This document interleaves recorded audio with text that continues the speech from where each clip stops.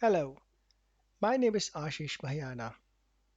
I am talking about fire safety at workplace.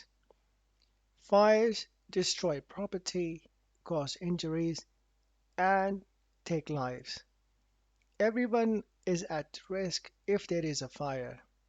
One of the key strategies to maintaining a safe workplace and preventing fire is fire safety training. With proper training, staff can eliminate fire hazards and respond quickly and efficiently if a fire breaks out. Without proper training, a small occurrence can quickly grow and become a major incident with devastating outcomes. Remember, everyone is at risk if there is a fire. Here's the overview of the training. I will be talking you through what is the fire and fire triangle. Use of different fire extinguisher based on type of fire, different equipment for fire detection and control, and in the end, we will also discuss what is pass and raise. Fire is basically a chemical reaction when we combine heat, oxygen, and fuel. Heat, a source of ignition which should come in contact with fuel, which anything that burns, and oxygen. Once a fire starts, it can grow very quickly and spread from one source of fuel to another. As it grows, the amount of heat it may produces, which may lead to self-ignite other fuel. The main question comes to our mind: how to stop the fire? To prevent a fire, the goal is to keep sources of ignition, which is a heat source, and fuel apart. The main source of oxygen for a fire is in the air around us. We need to ensure that oxygen supplies from cylinder storage and pipe system are not leaking, and any oxidizing materials are not stored near or any heat source which is flammable material. So what are the sources of heat? We can easily identify the potential ignition sources in the workplace by looking around. For example, possibly source of heat which would get hot enough to burn the material in the workplace. These sources of heat could include smoking material, cooking, electrical sparks, or faulty electrical appliances, cooking, arson. Arson is the crime of intentionally starting a fire in order to damage or destroy something, especially a building. What can we do about it? What precautions we can take? We can reduce the hazards caused by potential sources of heat, ensuring that the heat producing equipment is used in accordance with the manufacturer's instructions and is properly maintained. We need to make sure that sources of heat do not arise from faulty or overloaded electrical equipment. We need to keep ducts and flues clean. We should have no smoking policy where smoking is not allowed within or near the building. An area must be marked for the smokers by the building management. So, what is the fuel for fire? Anything that burns is a fuel for fire. You need to look for the thing that will burn easily and are in sufficient quantity to provide fuel for a fire. It could also trigger the spread to another fuel sources. Some of the common fuel found in our workplaces: paper, boxes, plastics, liquids, flammable liquids, carpets and furniture, waste materials, flammable gases, and so on. Fire is categorized into different classes. Class A is called normal combustible, which is generated or get the fire from burning materials like paper, wood, and plastic. Class B is flammable liquids like petrol, solvents like alcohol. Class C is flammable gases like methane, hydrogen. Class D is fire related to metals like potassium, sodium, magnesium, or even aluminum. Class E are classified under electrical circuits, switchboards, office equipment, and Class F as cooking oil, grease, vegetable, and animal fats. A fire extinguisher is an active fire protection device used to extinguish or control small fires. Often, it's used in emergency situations. It is not intended for use on an out of control fire. Water-based fire extinguishers are used for Class A fires, which covers the wood, cloth, plastic, and paper fires. It extinguishes the fire by cooling the whole area. Foam-based fire extinguishers are used for Class A and Class B fires. They're not used for removing or stopping the fire involved by the electricity. It extinguishes by cooling and sealing the surface of a burning liquid. Powder-based fire extinguishers are best for Class A, B, C, and A. It works by chemically interfering with the combustion reaction.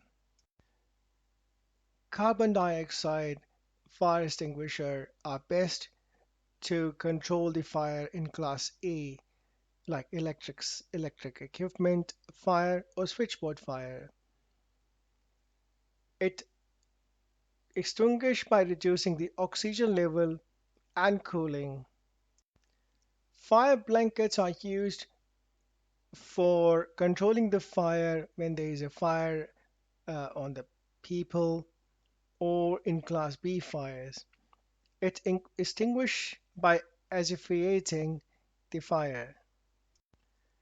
This table is showing different types of extinguishers are used when we know the source of fuel. Class A, wood, paper, plastic, soft furniture, etc. Class B, flammable liquids like petrol and oil. Class C, flammable gases like propane, butane, and methane. Class D, the fire gets through the aluminum, magnesium, titanium, and etc. Electrical appliances and computers are controlled by Class E, and cooking oil and fats extinguisher Class F.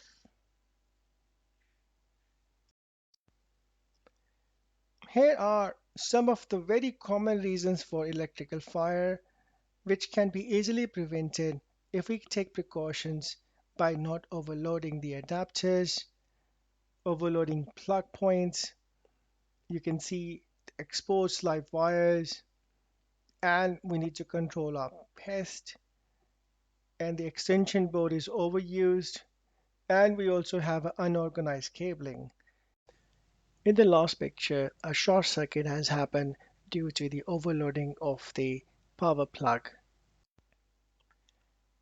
We can also use smoke detectors. Detectors can recognize smoke, fire, and heat. Breathing smoke can kill you. Smoke is toxic. If you must escape through smoke, get low and go under the smoke. A fire alarm and detection system, which manually operated call points and automatic fire detection, can be installed in the premises. Especially, this will act as an early warning system, and it should give adequate time for all occupants, including patients, to evacuate from the area affected. It is essential that you know where the manual call points are in your work area. The red manual call point should be activated whenever you discover a fire or smoke.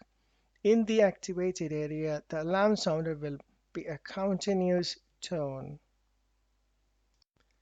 Once a fire has been detected and a warning given, everyone in the work area must be able to evacuate to a safe area without being placed at risk. This is why it is essential to keep all evacuation routes clear. In buildings, most deaths from fire are due to the inhalation of smoke. It is therefore important to make sure that in the event of a fire in one area, people in other areas of the building can use escape routes to get out safely without being exposed to the smoke or gases from the fire. We should never store any material on the fire escape route. In some European countries, it is a criminal offense to block the fire escape route. Here are few firefighting equipment for employees to use.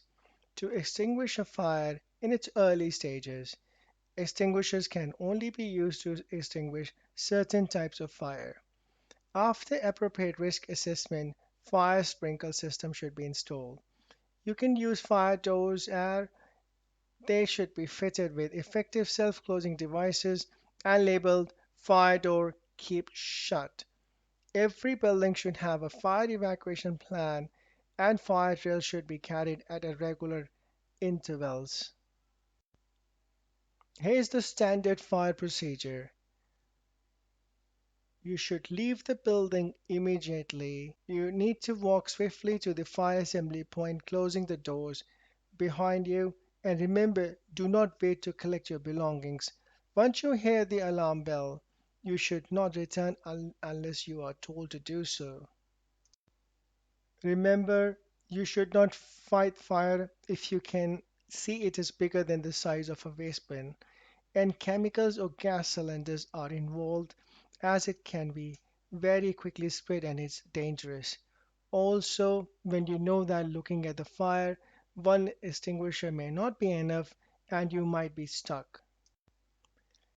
Here you can see the different parts of the fire extinguisher. Never hold the fire extinguisher from the body. Always use the handle and you should only use it for a small fires if you are trained. Remember the word pass.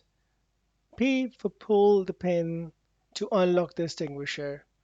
Aim at the base of the fire and stand almost 6 to 10 feet away from the fire. Squeeze the lever to discharge the agent, and in the last, sweep the spray from left to right until the flame is totally under control. RACE is an acronym used to remember what to do in case of fire. On discovering or suspecting a fire, rescue yourself and nearby patient. Alarm, locate the brake class or initiate fire alarm, or shout fire fire at the top of your voice. If large fire, go to the nearest telephone line and announce code red if as per your manual and specify the location of fire. Confine the fire, shut the doors, remove flammable materials away. RACE is an acronym for R for rescue. Raise an alarm if you see any small or medium or large fire.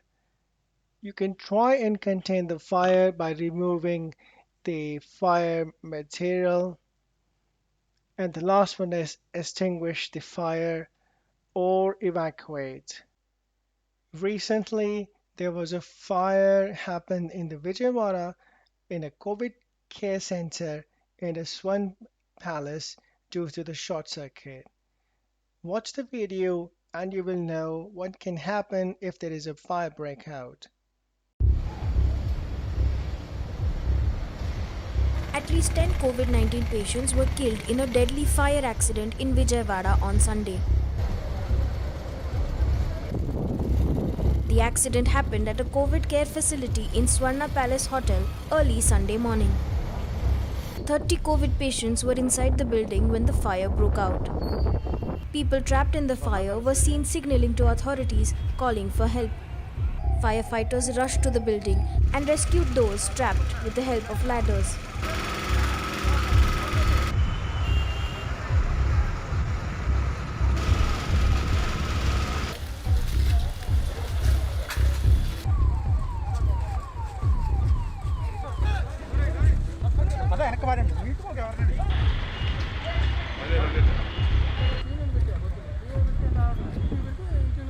The hotel had been leased by Ramesh Hospitals for housing COVID 19 patients with mild symptoms.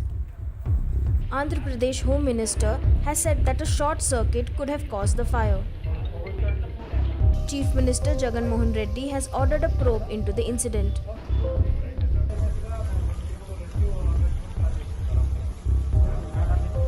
The government has announced ex gratia of Rs 50 lakh for the families of those who have lost their lives. I hope this course is quite informative for you. You have learned about the fire triangle, different type of fire extinguisher, and what to do in case there is a fire in the building. Thanks for taking the course.